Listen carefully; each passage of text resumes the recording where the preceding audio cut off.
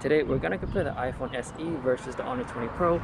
Both of them are more on the budget side of things, but the Honor 20 Pro does have 4 lenses on the back, whereas the iPhone SE only has 1. So this is the low light test for the front facing camera, and for video I feel like the iPhone is still gonna be the winner here, even though it is still on a budget.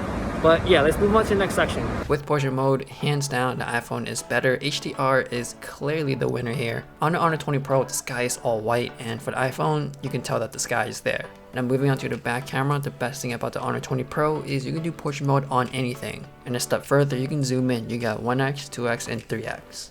Now from my experience, 3x on the Honor 20 Pro while using aperture or portrait mode seemed to be slow on the focus. But nonetheless, it's still better than the iPhone SE where it can only do portrait mode with a human face. Now for low light, it's a 50-50 for me. On the Honor 20 Pro, it's much better in terms of color and it's more cleaner. Yes, the iPhone has a lot more noise, but I do prefer the skin because it has more dimensionality and my hair. On the Honor 20 Pro, everything looks very flat. And the same goes for the back camera. The Honor 20 Pro colors are still more saturated. One thing the iPhone can't do for sure is doing macro shots, which the Honor 20 Pro does have its own lens for that. For everyday situations, the Honor 20 Pro is going to be the better one here. You can go from ultra wide, normal, 3x, and 5x. I think these zoom counts are one of the best ones because they actually make a difference when you're standing still. Whereas on iPhone, since it only has one camera lens, you don't have any shortcuts to zoom in. Now you can zoom in by pinching on the screen, but the more you zoom in, the quality gets worse and worse. As you can see, it's not sharp and clear, and you can see a lot more digitization going on. So for the best results on the iPhone SE, I would just leave it the way it is, not zoom in.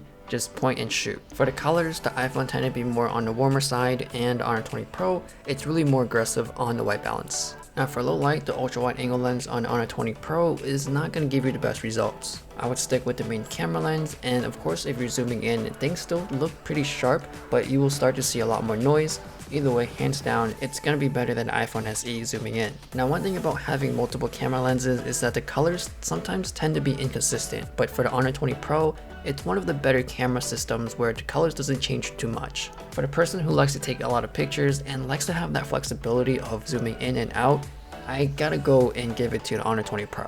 If you're the average person who uses the camera for Instagram or Snapchatting, then the iPhone SE will do you just fine. For night mode, Honor 20 Pro has it, but the iPhone SE does not. If you're in a city where there's a bunch of lighting, then it wouldn't really matter using this mode, but as you're going into darker spaces, you will see more differences. For the iPhone, it does fairly well for what it can do, but if you're at a spot where there's like no lighting, then the image will look very noisy and very blurry. Now moving on to video, let's start off with the things that they both can't do from each other. You can record ultra wide in 4K 30 on the Honor 20 Pro, but it looks like there's no stabilization because every hard step I take, you can see the micro jitters. On the iPhone SE, you can shoot in 24 frames per second, and that's a pro for a lot of filmmakers out there. For 4K 30, the stabilization seems to be the same here because each step I take, you can see the micro jitters, and the HDR is slightly better on the iPhone. Another difference here is the colors. The green on the iPhone seems to be more lush on the leaves than the ones on the Honor 20 Pro. The iPhone can shoot in 4K 60, which the Honor 20 Pro can't, so I moved it down to 1080-60 on that phone. Now for stabilization, I can still see the micro jitters on the iPhone SE as I'm walking. On Honor 20 Pro, it seems to be gone now, so for 1080, I would say the stabilization is better on that setting. Now moving on to low light, hands down the iPhone SE is better than the Honor 20 Pro. As you can see, Honor 20 Pro has a lot more micro jitters going on than iPhone, so clarity goes straight to the iPhone SE. For the ultra wide angle lens, I would clearly avoid it because the whole image looks very blurry and very noisy. Both are on 1080-60 and both seem to be more even now, so I think the best results to get out of the Honor 20 Pro is sticking it with 1080.